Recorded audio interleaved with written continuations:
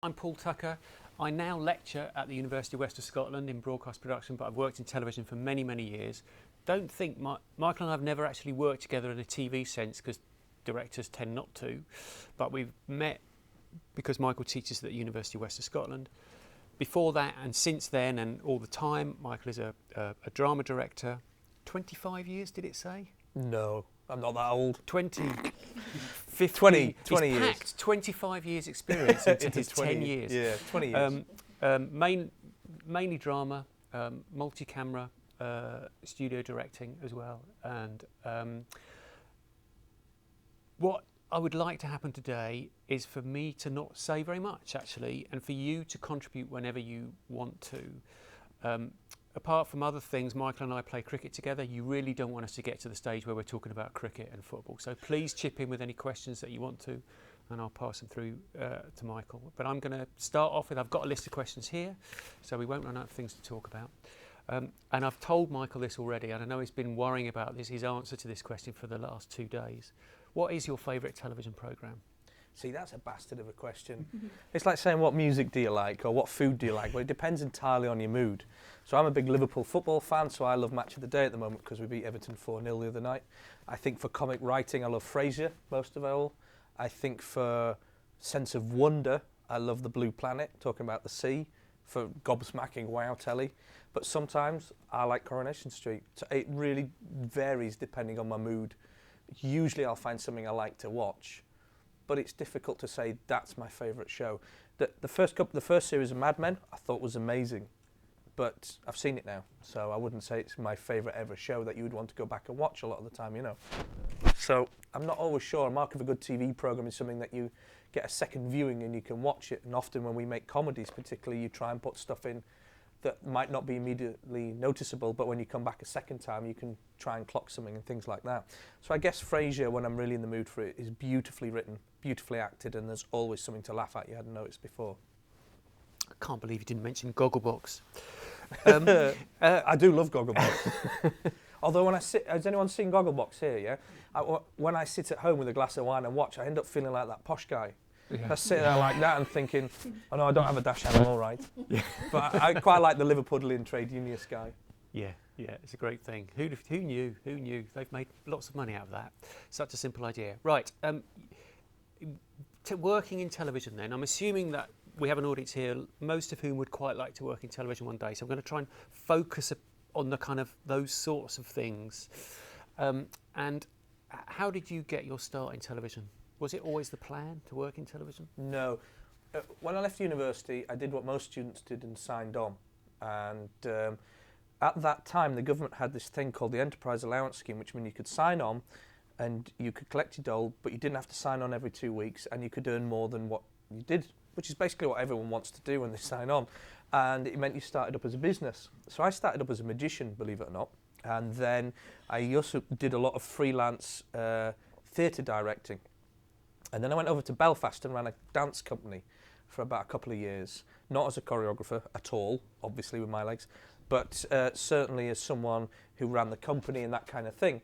And I would get a really good performance out of young children in the drama element.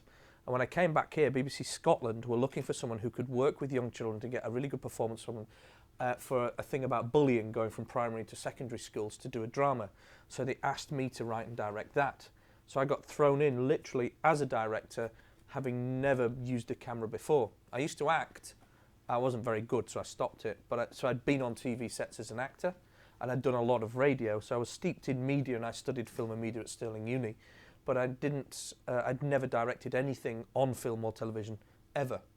And also, unlike these days where fairly decent technology is readily available for you guys to shoot your own stuff on, the University of Stirling at the time had U-matic cameras. I don't know if anyone's even heard of those. Okay. We've still got them. Yeah, but they run on steam and hamsters. And basically, we couldn't take anything out the building to shoot ourselves. There wasn't anything around. Let's start at the beginning. So you've made your first break in television, but how do you learn to be a director? Did you see anybody do it? How did that happen? What I think is really interesting for me is directors need to direct. And I think the advent of linear editing, non-linear editing such as Avid and Final Cut and stuff means that we have the opportunity as directors to potentially shoot from every different angle, shove it in a machine, and see what comes out, and effectively directing the edit. And I started just as Avid had started, but for me, I was always told, I started out in BBC Education, and we were kind of given 50p and told to come back with a 6-part series. And I'm a fan of quite a long takes and long shots, and things happening in the frame, and I was told in no unceremonious circumstance by my then producer, who said, you need to tell with pictures. But because I'd never thought about it from a camera's point of view, only from the content and the performance, I started out being very much a performance director and relying on camera people to help me out with it. But I knew what shots I wanted, I just didn't know the language and the size of them to talk about it. But when I try and teach directing, or say to young directors, you can be rubbish but nice, or you can be good but grumpy. Because if you're rubbish but nice, people will help you, and if you're good but grumpy, people might respect you. If you're shit and not very pleasant, you won't get on in this industry. And I think the fact that I've never been, even to this day, say, what's that mean? I just asked a lot of questions. What's that mean? I don't understand. What does HMI mean? When you say we're putting a HMI up. Or why is it a 2K and not a 4K? Blah, blah, blah. For instance, in lighting. I still don't know how to light a scene, but I don't care that I don't know how to light a scene. I just want to be able to ask for the kind of scene I want. And I think if we stop worrying too much as directors about how things are done, but know instead how we ask for them, and asking the right questions, then for me, the best advice I can give is in pre-production, tell people what you hope for, and in production, ask for it. So in pre-production, you would say, we're going to do this, and I want this, and I think this will be great, and that'll happen. But on the day of the shoot, as you well know, you'd never say to a cameraman, this is happening, do that. Because they don't respect you, and they don't like you, and it's not creative. So I asked a lot of questions. And about 2 years after starting in BBC Education, I kind of got headhunted by BBC Children's, and moved across from Edinburgh to Glasgow, where BBC Children's was. And there I got trained up in multi-camera, because I used to do the Saturday morning kid shows. Some of you guys, when you were about probably 3 years old looking at you, will remember 50/50. I used to do that show and those kind of things. And they were big multi-camera entertainment shows. It's 3 hours of live telly on a Saturday morning. At the same time in Children's, you also did dramas and comedies. So I did Mr. Wymie, G-Force, all these dramas and comedies that came out of Scotland. And that was a multi-camera and single-camera comedy again. So effectively, I got trained on the job. I got sent away on a training course at the BBC for single-camera directing 3 years after I'd been directing. So that was a complete waste of time. And I got trained on a multi-camera course before I did any, and that was interesting. But you kind of learn on the job. And bizarrely, it sounds really pat to say it, but you still kind of learn. I learn from teaching, I learn from watching and asking. I think, oh yeah, why have I never thought of that before? And do you think you know how to direct? And actually, you go, oh yeah, that's a great idea. But Paul's quite right, because we never follow other directors around, we're not paid to go and watch other directors at work, we never know other people's techniques, So if you're a young director starting out and manage to trail somebody else, try and get from them the manner in which they speak to their creative people and how they get the best out of them. Because the way I'll speak to camera guys will be completely different how to speak to actors, and it's manipulative and it's Machiavellian because I want the best from both of them, but I want both those parties to feel creatively invested in my product, particularly with comedy. It's a kind of slightly different beast of drama. So you kind of learn, and one thing you learn straight away is not to shout or to tell people on the day, but to ask for it, I think. And where do you stand on the kind of input from others, and where, at what point do you say, actually, I want to do it this way? Are you receptive of? Yeah, I'm receptive of it until I say nah. So what I'll do is I'll go, let's say we're going to film us two in here, and I'll say, okay, well obviously I'm important, so we'll use that guy's camera as my close-up, and we'll have a two-shot from over there, and we'll have a single from over there. We might want to bring it forward here, maybe we don't. What's the background of that shot look like? And I'll say to my cameraman, I never say this is the exact frame. I'll say, give me a mid-shot or give me a two-shot of these guys. Now the two-shot from these guys, us two here, could be from over there, it could be from there, it could be from there. I'll let them creatively suggest where it would be best from and why. If we didn't have curtains and the sun was doing that and we were filming at a certain hour, is it best to do your single first? Is it best to do my single? I don't necessarily know, unless I know that this actor is terrible at doing takes until he's warmed up and that actor is great in the early takes, then shoot that actor first. However, in all seriousness, if this actor is great at doing takes but we have to shoot this way, sit that actor here. It doesn't matter. What the viewer doesn't see doesn't matter, okay? I could have worn a red t-shirt today and you wouldn't be thinking about the blue t-shirt I'm wearing. And so actually, at the end of the day, take advice if it suits you, and directors have to select and reject. And if you get stuck, say, I'm stuck, how do we do this?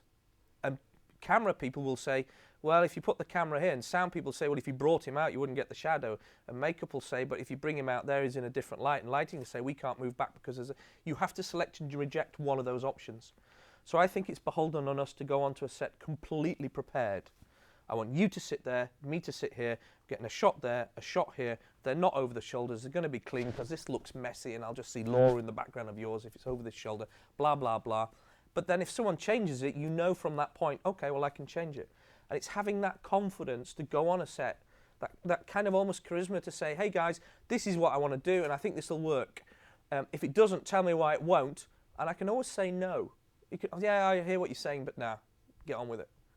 Do you like to get the team together in the morning and explain what's going on? Or I heard a great story about Christopher Columbus, who did the Harry Potter films, the first ones, and not the guy who found America. It might be the same guy, I doubt it. And he used to get all 70 crew together and say, today we're doing this, and go through the whole scenes. And I don't necessarily see the need for that, but I do think if it's a relatively small crew, particularly at student level, and that's not patronising, I just mean you've got a small crew of, say, camera, who is lighting it, sound person, your pal who's a runner because they won't be in telly but can do bugger all, and you, okay, and then you've got a couple of actors you managed to get from a college or whatever. Sit down and say to all of them, today we all know we're doing this scene, and I'm going to dance through it. These guys will be sat here. I don't know which actor sat where, but there'll be two people sat here, and we're going to do a two-shot from there and two singles from here. One of them might want to stand up, and I'll do the two-shot first. Let me know when it's lit. And I think everyone then knows what's going on. back to the kind of specifics of your career, you did 2 series of Chewing the Fat and every episode of Still Game. Yeah. Is that right? So what happened? You're going to ask me how I got into it. Yes. So what happened was I used to do 50-50. That's an interesting question, that. I used to do 50-50, and for those who don't know what it was 100 kids screaming and shouting in their schools, and it was all in big inflatable games, and we had to come up with different games, and the designer on that did Chewing the Fat.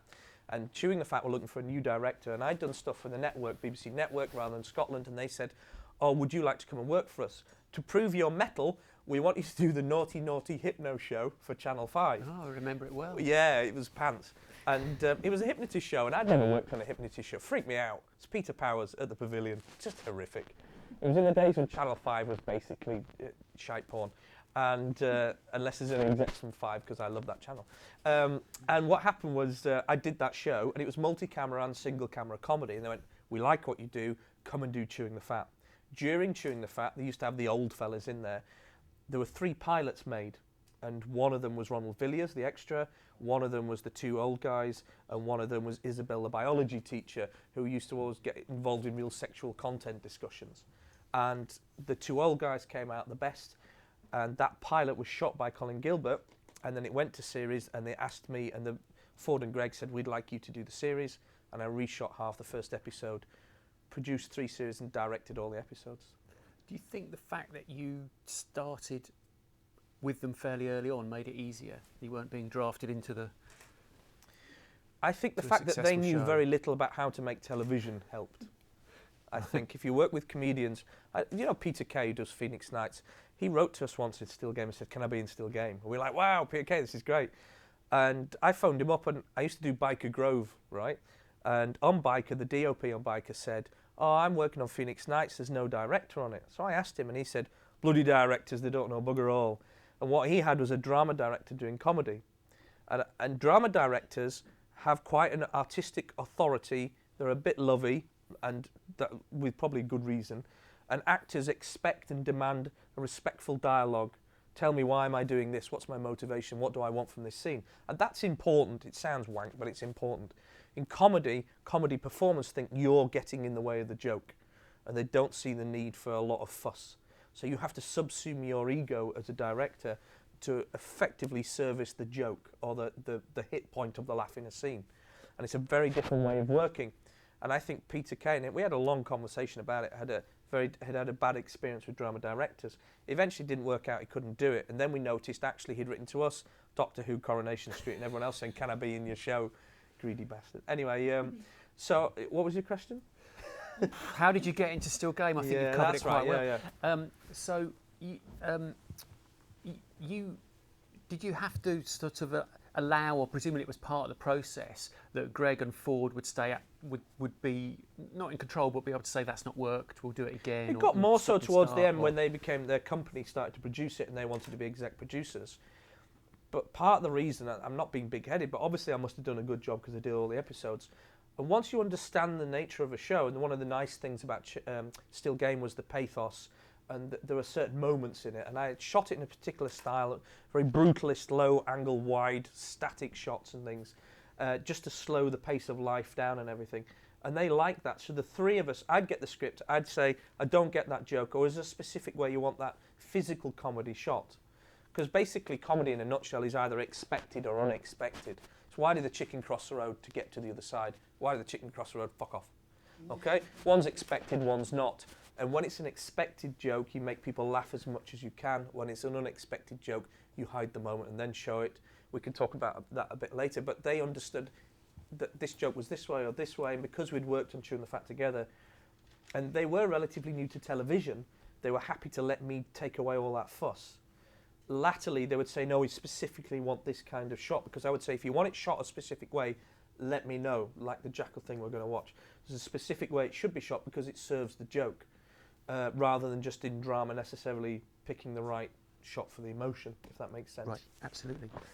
Would now be quite a good time to see the jackal?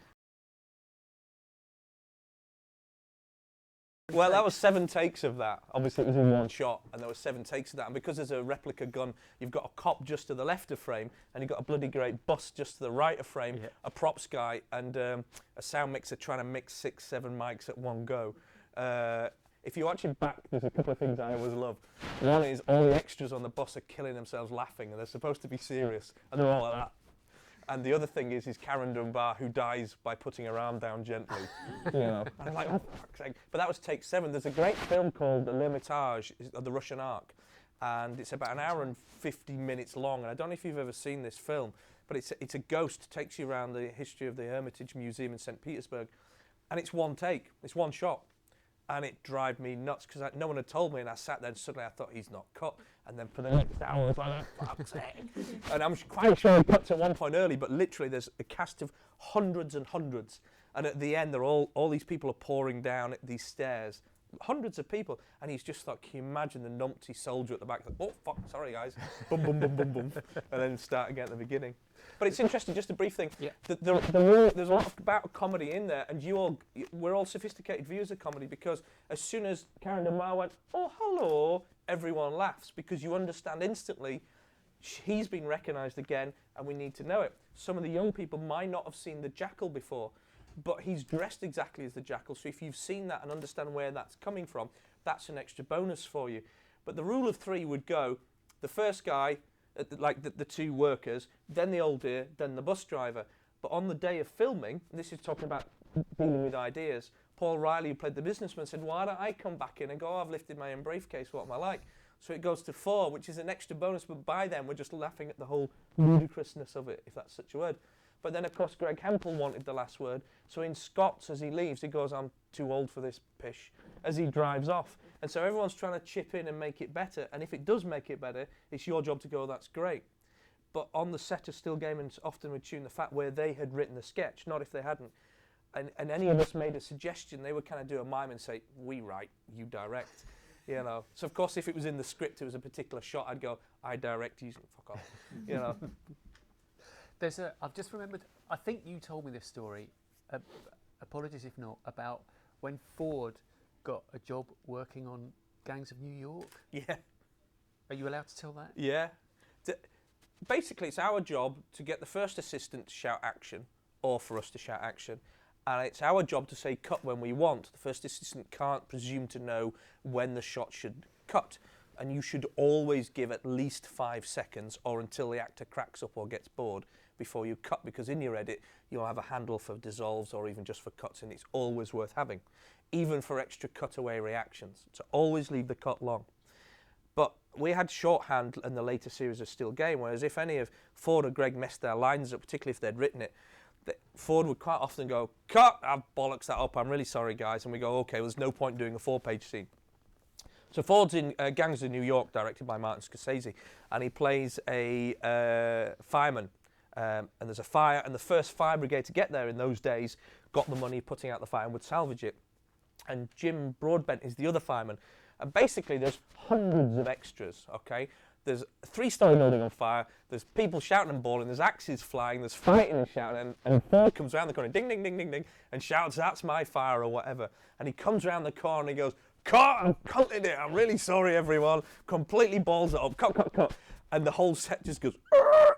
And then from about a mile away comes Martin Scorsese, Oscar award-winning director, he goes, "I say cut." And then left the scene, and Ford was like that, "Oh man," just sworn in front of us. And you could see every single person on that set going, "Who the fuck is that?" Back to the Jackal from Gangs of New York. Yeah. Was that always going to be a single shot? Interestingly enough, the can you switch the source again? Oh, no worries. Okay, leave it on. Ignore that. Interestingly enough, I want to do it as one shot. It's shot at Glasgow Green, and we're on the top of the flats across the road. So it's about 200 to 300 metres away.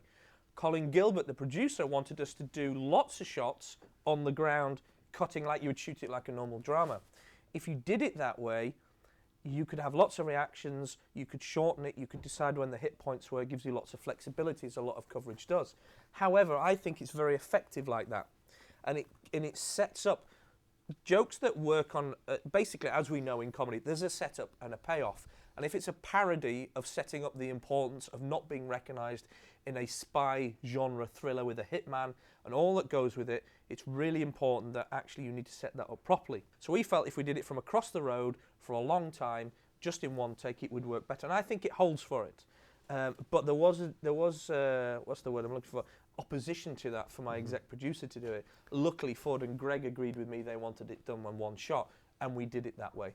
But it was complicated to do, particularly as there are no notes you can get. I like to speak to actors direct and say, "Oh, by the way, could you just adjust the pace of that? Just watch your moment, or just hang on to your pause here, or blah, blah, blah." Was there like a third take where you thought, well, I've maybe got it there, but I'm just going to keep on going? Yeah, always. For me, particularly in comedy, do a few rehearsals. First take, okay, second take, but not really if you can help it third, more than 3 takes, particularly for performance, because if it's more than 3 takes for performance, even the best comedy actors will start to look for something humorous elsewhere in the text. And a small gag earlier on to try and get a funny moment in front of a big gag only serves to dilute the later gag. And you will ruin the hit point of the big laugh if you try and get away with a little one beforehand. And one of the best examples I have of that was Naveed, Sanjeev Kohli, was supposed to have the line, he says, "I feel as rough as a badger's arse," okay? And he said, "I want to change the line to I feel as rough as the badger's arse. Just change A to the participle." And Greg had said no, because it's not, the joke isn't that you can't speak English, the joke is the analogy of you feeling like a badger's arse. So if you put the in, people will laugh at that and your mistaken Asian Indian, and if you're getting down to that point, I think they kind of know what they're on about. So for us, I tend to do maybe 3 or 4 takes for performance at the most, and actors know that. Also, it stops you hanging around too long. I have done 27 takes of stuff before, and it's driven me nuts. And I think that everyone's shattered and they're going through the motions, or they're looking for something else in the text, and it's not as good as it could be. You're known, I think it's fair to say, as someone who gets through the day very, very efficiently and knows exactly what you want. How long did it take you to get to that stage? I think right from the beginning, because I always wanted to shoot simply, because I didn't understand cameras and the process of editing, I blocked it in my head and let the performance dictate the pace. That serves comedy really well when you have good natural timing from actors and things like that. I'll give you a very quick example. In stunts, in drama, someone's going to crash into a wall. You saw a crash from River City, an explosion. You show the wall, you show the driver, you show the driver's face, you show the car wheel, and you accelerate the edit until it goes bang, bang, bang, bang, bang, and they hit the thing. In comedy, you don't want to give it away if it's an unexpected joke. And you should shoot things simply anyway, in my opinion, if the writing is good. I was watching Sherlock, the second Sherlock of the last series. And the wedding one. Yeah, the wedding one. There's a lovely conversation he had between him and Moriarty, where as he walked, it wiped between mirrors and him. And it was really nicely done. And I'm quite envious of being able to think like that. I tend not to. So therefore, I wasn't someone who always wanted to shoot from every single angle. I just wanted to shoot it to let the story be told. And therefore, I wasn't spending hours shooting. Also, I understand an edit. If you literally close your eyes and think, what am I watching? What is the viewer watching? Because let's be honest, you guys aren't making stuff for yourself. You're making it so other people watch and go, wow, you're really cool, good, expensive, whatever, right? You don't make stuff just for yourself for film. You might write music for yourself, but film, you want people to see it. And therefore you have to imagine what literally is the viewer seeing, which is why you should always use the monitor and not look at what's happening. If we were filming us two, look at the monitor. Don't look at the actors, even if it's a laugh and they're doing a really good job. Just watch the monitor, that's your job. And if you watch that and know that I've got that shot, and as a director, that's how I want to present that shot, I don't need to pick up a mid, a close, an MCU on you, and over-the-shoulder reverses all the way through, because I've directed the shot. My advice is if you're working with producers who are paying you lots of money, take a couple of extra options for them, particularly in commercials. That does not work in commercials, and I tend not to do commercials because we end up falling out. Not in a bad way, but I've gone, shall we do the shot like this? And they go, yeah. And I do the shot like that, 7 takes, and they go, that's great. And in the edit, they go, where's the single? And I'll say, remember you said, yeah, but I want the single. So, has anybody got a question at this stage that they would like to ask Robin? Yeah. How much of your effort goes into pre and then production and then post? Do you have anything to do with post? Do you feel that the director should? Yeah. Because I involve myself in post-production. I do a lot of editing, so. I think you'll find in the next class that's interesting with Paul Murray, will probably have a diametrically opposed view to me. I believe that what I do is, if I was out on a 6-week shoot, on day 2 of the shoot, my editor would get the rushes from the day before and would start editing. So I don't watch anything for 6 weeks. I'm someone who hates watching dailies. I don't watch rushes from that day. If you are happy with the take, it's happy, it exists. Don't worry about what's gone in the past. Good advice for life, I guess. But anyway, just to have an editor follow you about.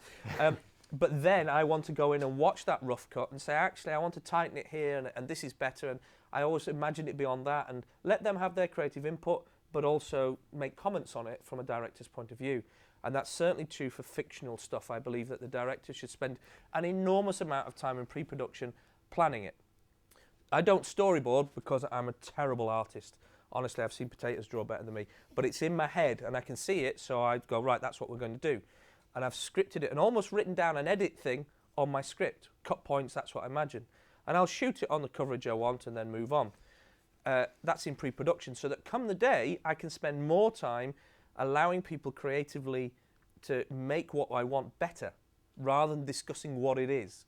This is what it is, how do we make it better? So I can spend time with the back of frame to put in little moments for stuff. In Still Game, if you watch it again, every time you're in the pub, if you watch carefully on the blackboard, there's a little comment that has something to do with that episode. Stuff like that all the time. So in production, I spend the day concentrating on the actors, keeping a nice light set and making people feel like they're having fun and creatively invested in it. And then in the post-production, I really get bored editing. I've got such a low boredom threshold. I want my editor to cut it for me and then me go and fine cut it.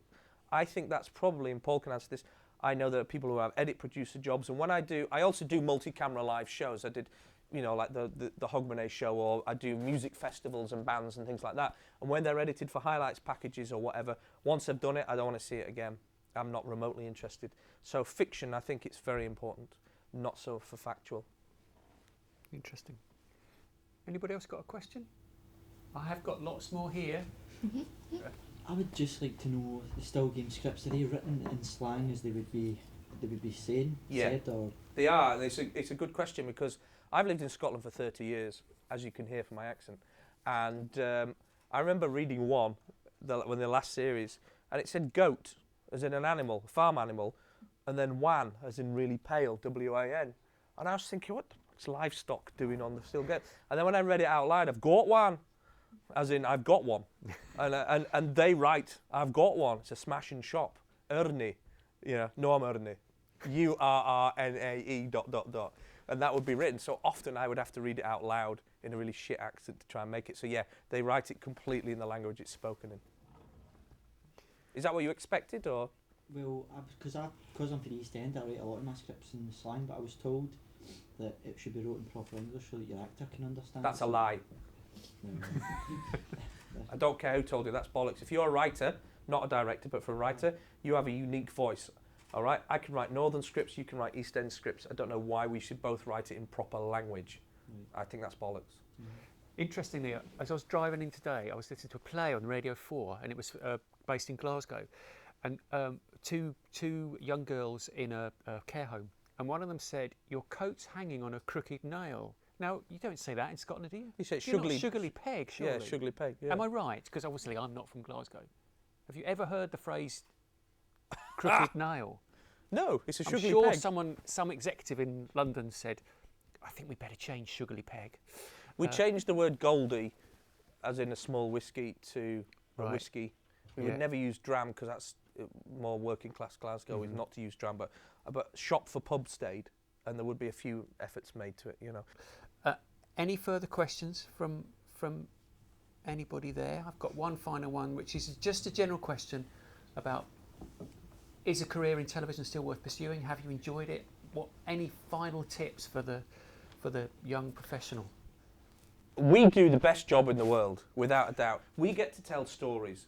Everyone, irrespective of what age you are, has a dinner party or a beer and says, "Did you see that on the telly?" One of the things I did in here, school kids were running around the playground quoting the lines, which I did from Monty Python in the schoolyard, all right? And if you can get people the work you've done and created it, but created it in an atmosphere of courtesy and creative collaboration, I like C's, all right?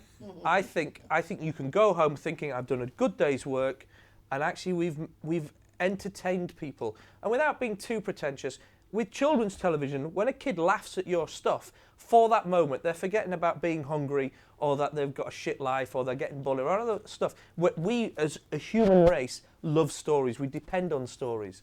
And I think if you can get into a career and work at it and be good about it, then I think it's one of the best jobs in the world without a doubt. Can you join me in thanking very much Michael Hines? Thank you.